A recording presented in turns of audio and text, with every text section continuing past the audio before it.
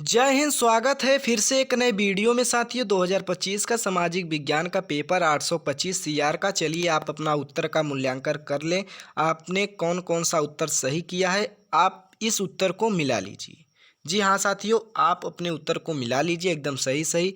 आपका कौन सा उत्तर सही है, कौन सा उत्तर गलत है, आज की इस वीडियो में हम पूरा सही सही उत्तर की बात करेंगे। कक्षा 10वीं का छात्र हैं तो अपना पूरा पेपर मिला लीजिए।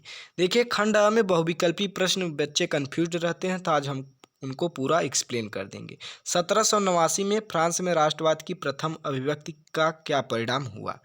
तो साथियों, पहला प्रश्न ये था तुम्हारा खंड अ में जो तुम्हारा पहला प्रश्न का उत्तर था, यहाँ पर 1789 में फ्रांस में राष्ट्रवाद की प्रथम अभिव्यक्ति का क्या परिणाम हुआ? तो साथियों, इसका सही हो जाएगा फ्रांस की क्रांति।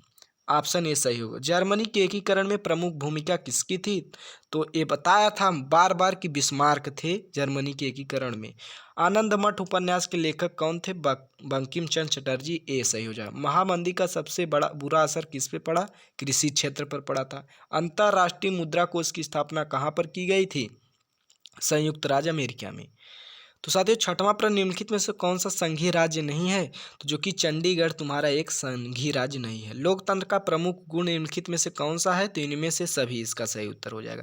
भारतीय संविधान कब लागू हुआ था? तो जानते हैं भारतीय संविधान जो कि 26 जनवरी 1950 को लागू हुआ था। भारतीय संविधान में भाषाओं को किस अनुसूची में रखा गया है? तो 8वीं अनुसूची में, इसका सही हो जाएगा। 10वां प्रश्न है, निम्नलिखित में से कौन सा विषय राज्य सूची से संबंधित है? तो पुलिस एक राज्य सूची से संबंधित है।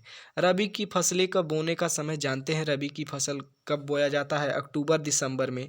गेहूं जब बोया जाता है उसे हम रबी की फसल कहते हैं। निम्नलिखित में से कौन सा ऊर्जा खनिज नहीं है? तो ऊर्जा खनिज कौन सा नहीं है साथियों? लौह अयस्क। क्या लौह अयस्क? इसका सही उत्तर हो जाएगा। 13 नंबर प्रश्न, कृषि का आर्थिक क्षेत्र क्या है? तो प्राथमिक क्षेत्र कृषि का एक आर्थिक क्षेत्र है। तो साथियों, इसका उत्तर हो जाएगा ये। निम्न गैर परंपरागत ऊर्जा संसाधन कौन से हैं?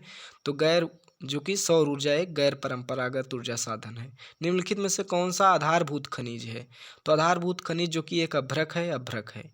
पृथ्वी सम्मेलन का आयोजन कब हुआ? 16 नंबर प्रश्न, 1992 में हुआ, इसका सही उत्तर। भारत में उदारीकरण प्रक्रिया की शुरुआत किस वर्ष में हुई थी? तो साथियों, इसका उत्तर हो जाएगा ऑप्शन नंबर बी सही हो जाएगा। इसका राइट आंसर 1991 में।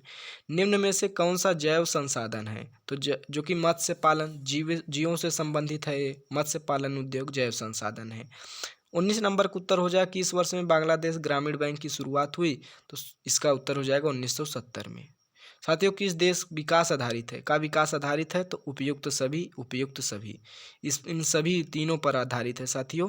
तो साथियों, इतना 20 प्रश्न का उत्तर आपने किया होगा। पार्ट बी में लिखित प्रश्न आते हैं साथियों, उम्मीद है आपने यह किया होगा। तो धन्यवाद, मिलते हैं नेक्स्ट वीडियो में नेक्स्ट टॉपिक के साथ साथियों। बाकी ये सब प्रश्न आपने जरूर किया होगा।